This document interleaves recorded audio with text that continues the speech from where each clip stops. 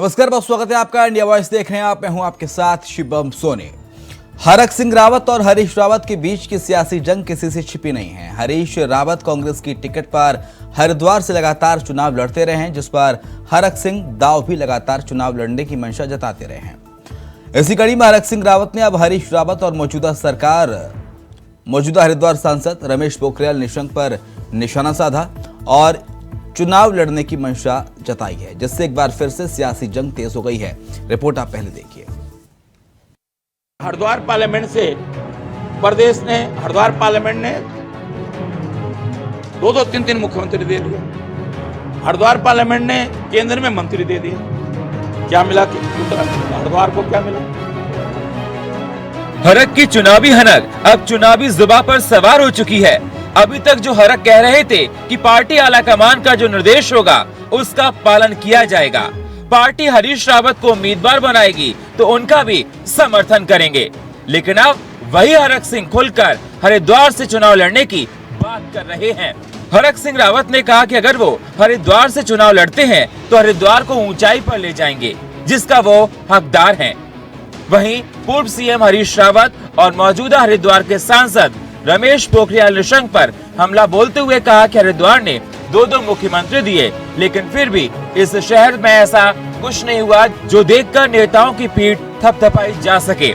वही सड़क बनाने के सवाल पर कहा, सड़क नाली तो कोई भी जनप्रतिनिधि बना देता है, लेकिन हरिद्वार में क्या कोई बड़ा प्रोजेक्ट आया? क्या ऐसा कुछ आया जिससे यहाँ पर्यटन को बढ़ावा मिले, जिससे लोगों को रोजगार मिले? उन्होंने कहा कि ये बहुत दुर्भाग्यपूर्ण है। अब आप मुझे बता दो, हरिद्वार में हम बड़ी बड़ी बातें करते हैं, मैं किसी भी टिप्पणी नहीं कर रहा हूं। इस हरिद्वार पार्लियामेंट से प्रदेश में मुख्यमंत्री रहे, मैं नाम नहीं ले रहा हूं। हरिद्वार पार्लियामेंट से हरिद्वार पार्लियामेंट ने दो तीन मुख्यमंत्री दे दिए। हरिद्वार पार्लियामेंट ने केंद्र में मंत्री दे दिए। क्या मिला कि हरिद्वार को क्या मिला? आप मुझे बता दो ना, क्या मिला? आप मुझे बता दो। हर की पौड़ी ये जो सब है तो कोई भी करेगा। ये मतलब सड़क में नाली बनाना कोई काम है क्या? वो तो पहले भी होता था, उत्तर प्रदेश में भी होता था, उत्तराखंड में भी होगा। क्या फर्क पड़ता है? विधायक निधि का काम कोई काम है क्या? पंचायत भवन बना दिया, विधायक लोग मंत्री लोग उसके रिबन काटते हैं, उद्घाटन करते हैं, ये सब बड़ी उपलब्धि होगी। हालांकि हरिद्वार के सांसद रमेश पोखरियाल निशंक ने हरक के बयान को कुछ खास तवज्जो नहीं दी। उन्होंने कहा कि हरक सिंह उनके पुराने मित्र हैं और वो कुछ भी बोल सकते हैं। चुनाव तो लोकतंत्र का पर्व होता है और कोई भी हरिद्वार लोकसभा से चुनाव लड़ सकता है, लेकिन जीत हार का फैसला तो जनता को करना है। हरक सिंह जी हमारे बहुत पुराने मित्र हैं, आप भी जानते हैं, मैं भी जानता हूँ। तो हमारे पुराने मित्र हैं, वो यदि उन्होंने कुछ कहा है तो ठीक ही कहा होगा। हाँ, तो क्या दिक्कत है? ये तो लोकतंत्र है। ये भारत दुनिया का सबसे बड़ा तांत्रिक देश है। तो चुनाव तो यहाँ का लोकतंत्र का मेला है, उत्सव है। इस उत्सव में जितने लोग भाग ले सके, क्या दिक्कत है सभी को? और हरिद्वार तो हमारा महत्वपूर्ण स्थान है। हरिद्वार का नाम से तो जुड़ करके लोग अपने को धन्य समझते हैं, तो दिक्कत किसी को नहीं होनी चाहिए। हम तो सबको आमंत्रित करना चाहते हैं, आए, और वो चुनना तो जनता ने है। बहरहाल हरक की हनक और हरिद्वार सीट की सियासत क्या रंग लेती है, ये तो अब आने वाला वक्त ही बताएगा। लेकिन देखने वाली बात ये होगी कि अगर हरक सिंह रावत को टिकट नहीं मिलता तो क्या वो बगावत करेंगे या फिर हरीश रावत का समर्थन, ये तो अब आने वाला वक्त ही बताएगा। विकास चौहान, इंडिया वॉइस, हरिद्वार।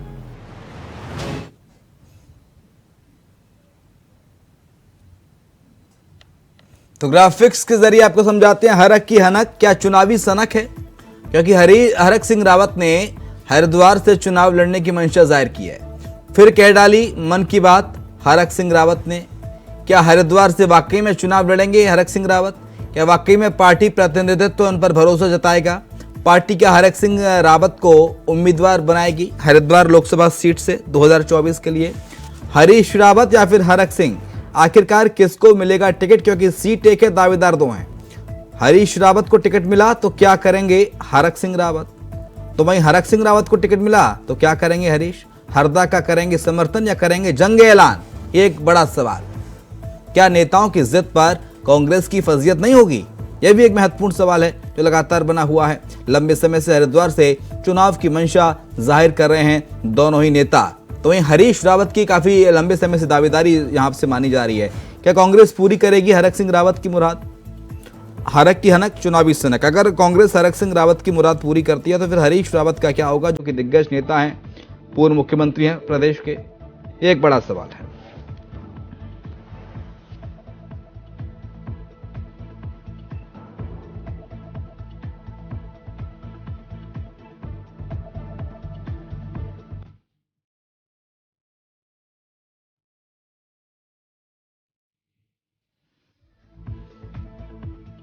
आपको बता रहे हैं कि आखिरकार दरअसल उत्तराखंड कांग्रेस के अंदर जो कल बात कही जा रही थी पर्यवेक्षक के आने के बाद कि सब कुछ ठीक ठाक है, सब कुछ चंगा सी, लेकिन सब कुछ चंगा नहीं सी।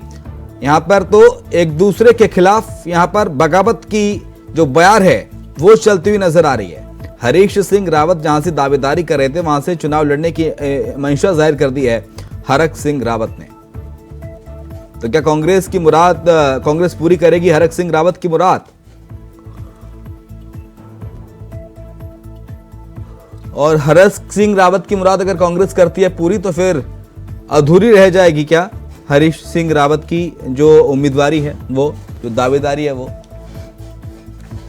चर्चा पे आते हैं। देवेंद्र भसीन हमारे साथ हैं, प्रदेश उपाध्यक्ष हैं भारतीय जनता पार्टी के। लखपत बुटोला साहब में प्रदेश प्रवक्ता है कांग्रेस पार्टी के। लेकिन शुरुआत लखपत बुटोला साहब आप ही से, क्योंकि कल जो बात कही जा रही थी साहब कि उत्तराखंड कांग्रेस में सब चंगा सी, जो पर्यवेक्षक बनाए गए हैं पीएल पुनिया वो आए दौरे पर और सबसे मिले, पर्सनली बात की बड़े बड़े दिग्गज नेताओं से, और आपसी सिर्फ फटोफल की बात नहीं कही गई, सामंजस्य बना के चलने की बात कही गई। तो ये तो दावेदारी ठोक रहे हैं हरक सिंह रावत, उसी सीट पर दावेदारी जिससे मंशा जाहिर कर चुके हैं पहले से हरीश सिंह रावत। लखपत बुटोला जी।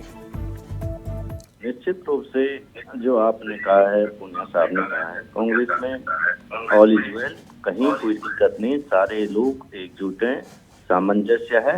लेकिन मैं ये पूछना चाह रहा हूँ कि जब तक पार्टी ने टिकट नहीं दिया, पार्टी ने दावेदारी नहीं बताई, कौन कहाँ से चुनाव लड़ेगा, 2024 का चुनाव अभी समय है, तो उसको लेके क्यों आप लोगों को लगता है कि इसमें बगावत है, इसमें किसी प्रकार की लोगों में कंट्रोवर्सी है, किसी प्रकार की कोई दिक्कतें हैं?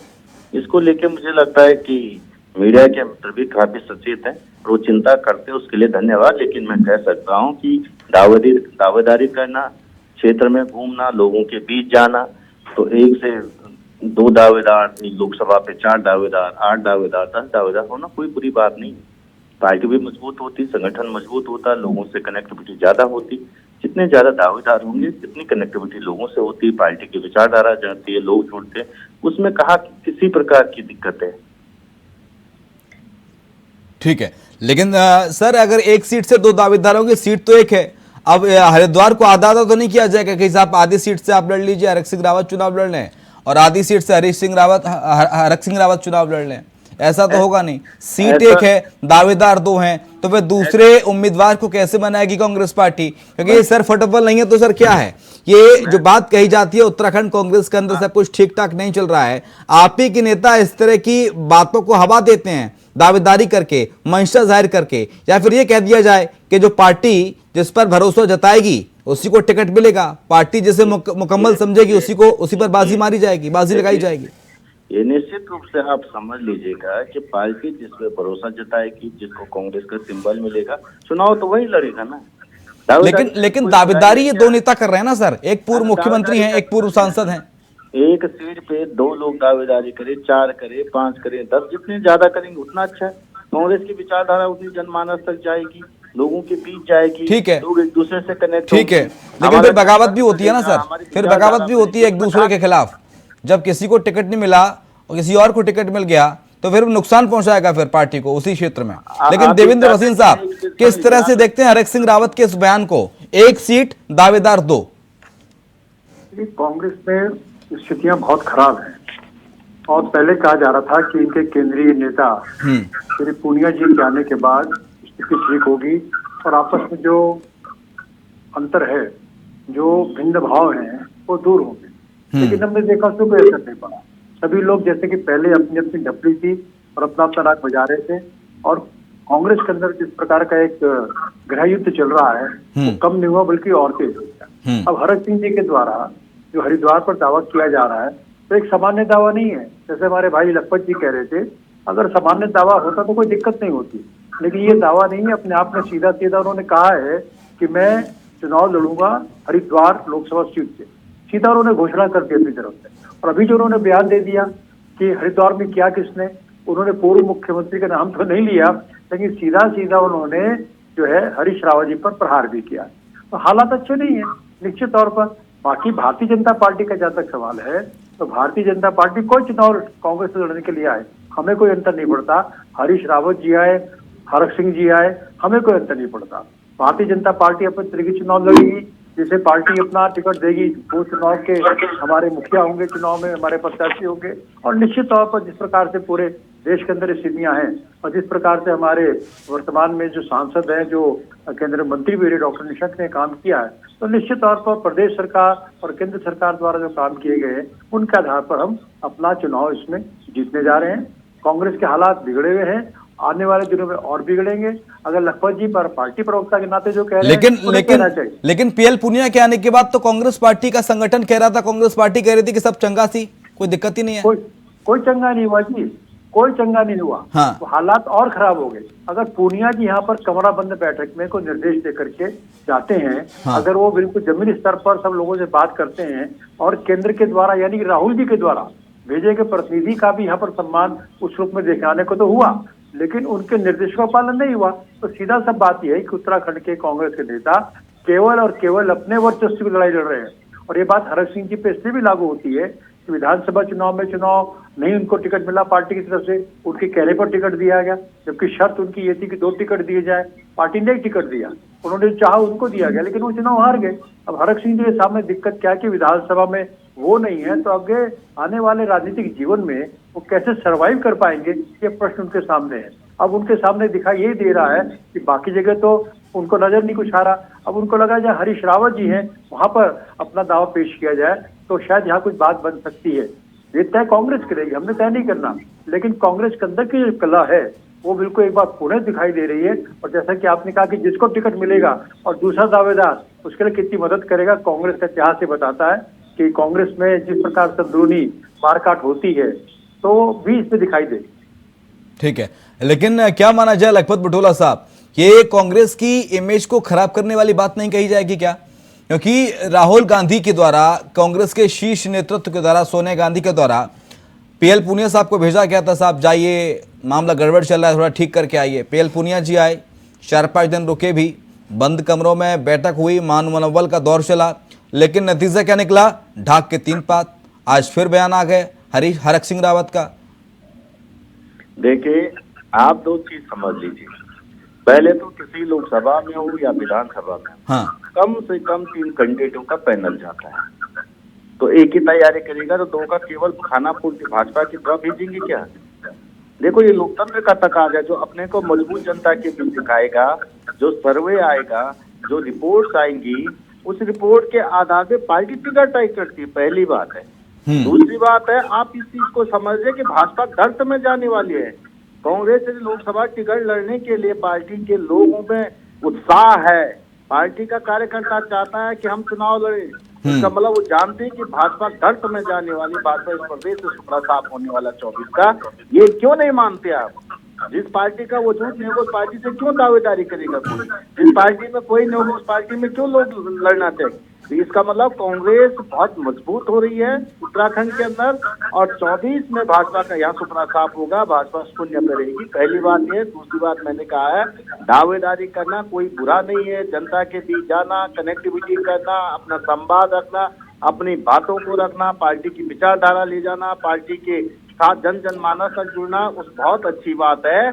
और टिकट जिसको भी मिलेगा, देखो सिंबल एक व्यक्ति को मिलना है, उस व्यक्ति को भी सिंबल मिलेगा पार्टी का, जिसको आदेश होगा। पार्टी अपने विभिन्न प्रकार की एजेंसियों से लेकर अपने सर्वे कराएगी, पार्टी अपने लोगों के बीच जाके अपने कार्यकर्ताओं से लेकर अपने जिलाध्यक्षों से लेकर और सारे लोगों से राय मशवरा करने के बाद जिसके भी हक में टिकट जाता है सब लोग उसके लिए काम करते हैं और पार्टी देखती है लास्ट में कि जिस व्यक्ति का प्रभाव पूरी लोकसभा के अंदर हो। लेकिन सर नाराजगी दोनों में से किसी न किसी एक को तो झेलनी पड़ेगी। सुनिए मेरी बात सुनिए, इंटरप्ट मत कीजिए। जहाँ तक हरक सिंह जी के बयान की बात कह रहे हैं, उन्होंने बहुत अच्छी बात कही कि हरिद्वार के अंदर दो मुख्यमंत्री रहे, क्यों विकास नहीं हुआ?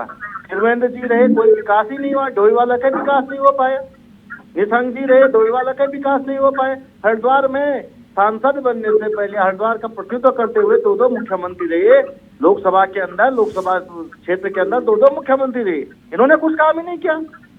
हरीश रावत जी तो तब बने मुख्यमंत्री, उसके बाद उन्होंने कोई प्रतिनिधित्व थोड़ी किया लोकसभा का।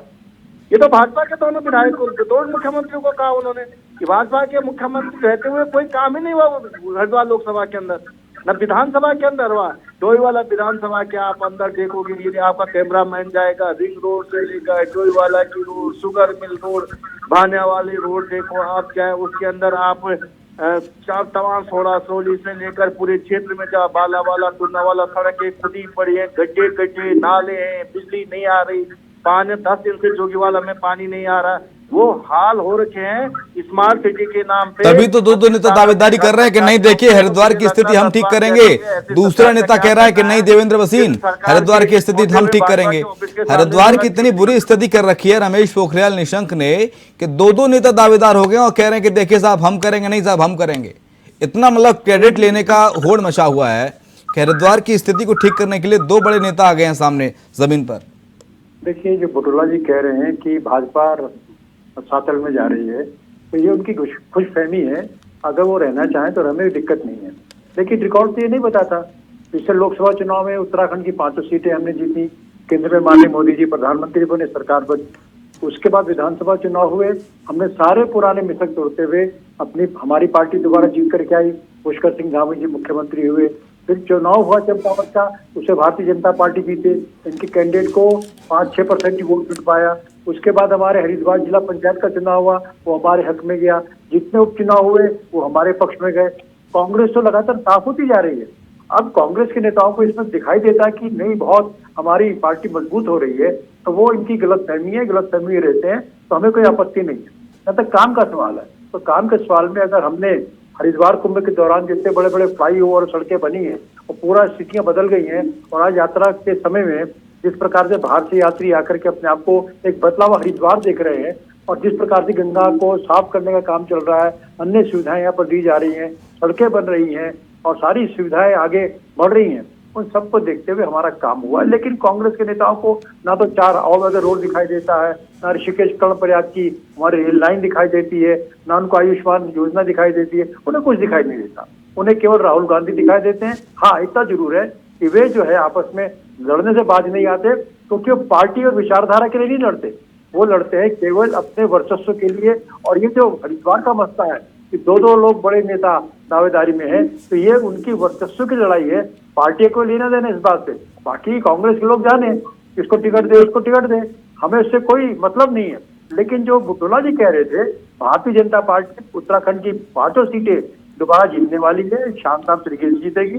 और केंद्र में माननीय प्रधानमंत्री जी मोदी जी उन्हें प्रधानमंत्री बनेंगे। और कांग्रेस की हाल तो ये है कि इन्हें साथी नहीं मिल रहे हैं, इनके नेतृत्व को लेकर कांग्रेस के अंदर ही बड़ा मसला खड़ा हो गया राहुल जी को लेकर के।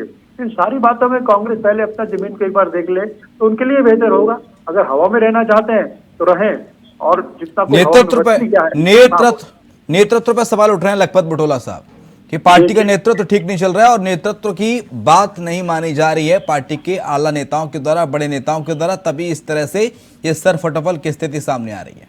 देखिए, इन्होंने कहा है इतिहास में सबसे बड़ा घोटाला हुआ महाकुंभ का। 12 साल में कुंभ होता, कुंभ में इन्होंने दुनिया का सबसे बड़ा आर्टिफिशियल घोटाला कर दिया, कुंभ के अंदर कुंभ घोटाला कर दिया। पूरे NH के NH 2014 से 2025 तक कहीं बनने के नाम ही नहीं ले पाए।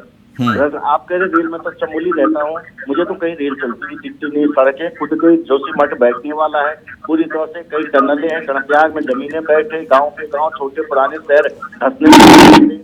और जिस तरह से इन्होंने लूट मचा रखी है, जिस तरह से भ्रष्टाचार का चरम कर रखा है, जिस तरह से भाजपा में एक चीज भसीन साहब से पूछना चाह रहा हूँ, भसीन साहब इतना जवाब दीजिएगा कि आप देहरादून की राजधानी में रहते स्मार्ट सिटी का नाम दे रखा है, आज जो गड्ढे जो खाली खोद करके आपने देहरादून की हालत खराब कर दी है, जिसपना पुल से आपके ऑफिस जाने में ही 1 घंटे तक मुश्किल से 700 मीटर की दूरी पे जाने में 1 घंटे का समय लगता है। वो स्मार्ट सिटी कहाँ बनी है?